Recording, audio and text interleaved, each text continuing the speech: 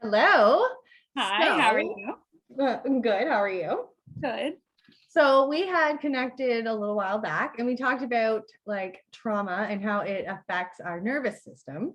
And then you kind of mentioned that you had a big spiel about how it affects our brain function. So I was really interested in hearing you out on that. Yeah, so I have a couple different kind of perspectives that I take on this that combine together really nicely. So there's the energy healing side of it and how energy actually affects our brainwaves and can put us into healing states of mind. And then also I have worked in neurofeedback in the past. So that's all about understanding which brainwave is happening where and how to kind of use positive reinforcement to retrain the brain so that it's processing the correct information in the correct area. Okay.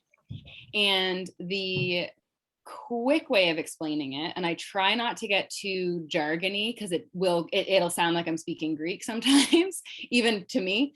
But the right hand side of the brain is the side that processes emotional experience, emotional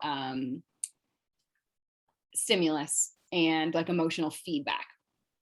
The left hand side of the brain is what focuses or what processes cognitive information.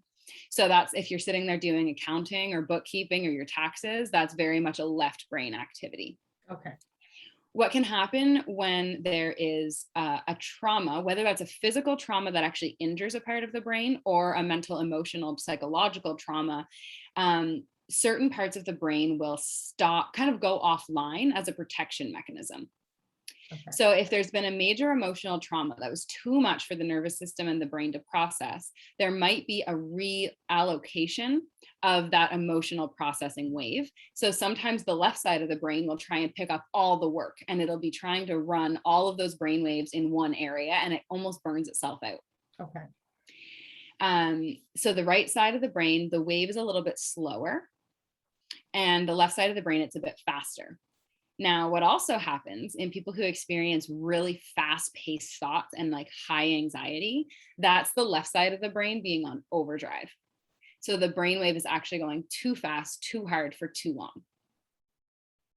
And then on top of that, there's how much each side of the brain is actually going to communicate with it, like with each other.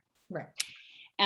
So in a healthy brain that hasn't experienced trauma, you have the two hemispheres of your brain. You've got your cognitive function, you've got your emotional processing, and the two of them speak to each other really clearly. They have direct lines of communication, and it's like, okay, I'm experiencing this emotion, I'm processing it, so it doesn't completely shut me down or make me go, off the walls, feeling like I'm out of control. And the cognitive side of the brain can kick in and say, okay, with this emotion, we can process it and we can execute XYZ in action to help deal with the situation. And that's kind of our flow state, right? When we're in this space of focus and attention and intention, as well as connected to our intuition, our energy. That's where we like to be. Very, very, very few of us are naturally in that state because most of us have experienced trauma of some sort that the brain has gone into survival mode and, manipulated the way that it's working. So those are direct lines of communication. If the left and right brain are not communicating properly with each other, it's almost like running 10 kilometers in a circle to get to the store instead of walking half a kilometer across a big parking lot. Okay. So you're using all this extra energy just to try to get a basic task done or to try to process a basic emotion. So for anyone who has, who experiences like what appears to be quick burnout from the outside, it might look like low resilience or low coping skills because they get exhausted and stressed over small tasks. It's not necessarily that they don't have resilience or coping skills as a person. It's that the brain function isn't actually allowing them to effectively process the information that's outside of them and put it into the boxes where it belongs. So it can become really, really frustrating for people. They don't understand what's wrong with them. They feel like there's something broken, when in reality, the brain is just not communicating with itself properly. So there's a few different ways that this can be adjusted. So quick little kind of explanation. So right side, it's called alpha. That's the brainwave. Left side is beta. That's the brainwave. So alpha is emotion, beta is cognitive. There's also the delta brainwave, which is when you're asleep. And in between, there's a theta brainwave. So the theta brainwave, and this is where the energy piece comes in for me as I'm explaining it to people. Theta brainwave is kind of in the awake, daydreamy state. So anyone who's had Reiki or energy healing done, or who's gone into like a deep meditation, will often describe an experience of, I wasn't asleep, I was awake, I remember what was happening, but it was very floaty, a little bit airy, maybe felt disconnected or didn't completely remember everything that was going through your mind at the time. Mm-hmm. And that brainwave is really where healing happens within the brain, because it allows the brain to start compartmentalizing and time stamping traumatic memories so that the brain understands this is a past event, not a current event. And it no longer is living in the present moment as if the present moment is dangerous. That's so interesting. How am I doing? Is this making sense? It totally is. I just have one question that come up. When we were talking to the sleep therapist during the summit, she described that, is it theta where you're half kind of, okay. I think she described it as like, if you were driving from A to B and you realize like, I don't remember driving. Is that kind of the same idea? Yeah, it's similar. Now there's other reasons that you wouldn't remember that, right? Like you're just so in your own head, so lost in your own thoughts that you've completely left the present moment, so you don't remember the physical aspect of driving. Mm-hmm. But yes, it's kind of the same feeling when you come out of the theta state. You're like, I know I was here, I know I was doing stuff in my mind, but I don't really remember what it was.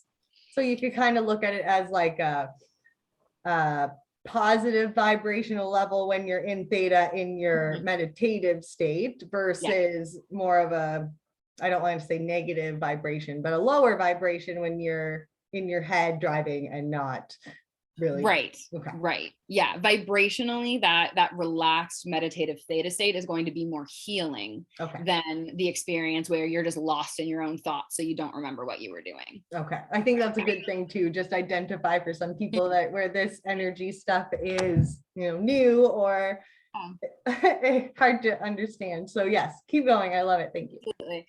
And so that being said, if you're the kind of person who experiences the spinning high-paced thoughts all the time and you don't know how to shut it off, not to be, repetitive like every other person who will tell you maybe try meditating, but the reason that meditating works is that it forces those the high brain waves to start the process of slowing down. Mm-hmm. When you're in a meditative state, because you have to come down, right? So if you're up here in beta, you're going really fast, really hard. You're kind of like running the engine into the red line. Alpha is a step below that. That's where emotions will start to come up. Often, in my experience, so this is personal opinion, I would like to preface this statement. What I witness people doing is when they're in their meditative state, they are in that beta. So that's the anxious, spinning, can't slow down thought process. And where people get stuck and remove themselves from meditation is exactly when they're starting to get down into alpha, because that's when the emotions start to come up. So this is where people are like, I'm uncomfortable. I don't know what to do with my body. I don't know what to do with my hands. Like I need to go do something, because they're actually lowering enough into alpha to begin processing some emotions. Mm-hmm. And people don't want to do that on a subconscious level if it's new to them, right? It's uncomfortable, it's unfamiliar. So that survival mechanism that the brain has engaged with for most of their life is going to be like, get out, get out, get out.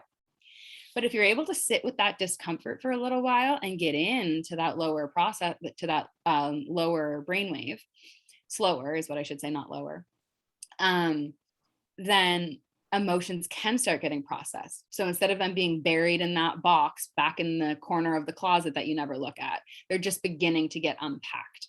Mm-hmm. And once you can get past that and you get into that relaxed theta state, that's when subconscious healing happens. Because we all hold memories and thoughts and traumatic events in our subconscious or in our bodies that we're not aware of. And frankly, most of this stuff happened at points in time where we were so young, or we were so disconnected, or we were already so withdrawn from the world that we're not going to gain access to those memories. So we don't have to remember what the event is all the time in order to heal it. We can just trust the process, that when the brain goes into that state, it's allowing things to be released on a deeper level.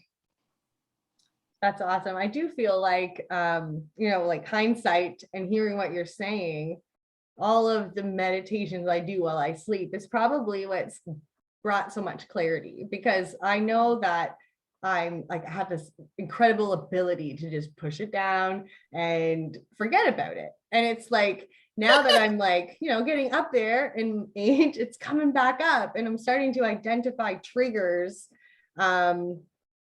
that bring me to that state, and I don't like it. So anyways, in working through identifying and the awareness and all that stuff, the easiest way for me to deal with it is to throw on like a healing frequency guided meditation and then go to sleep. Yeah.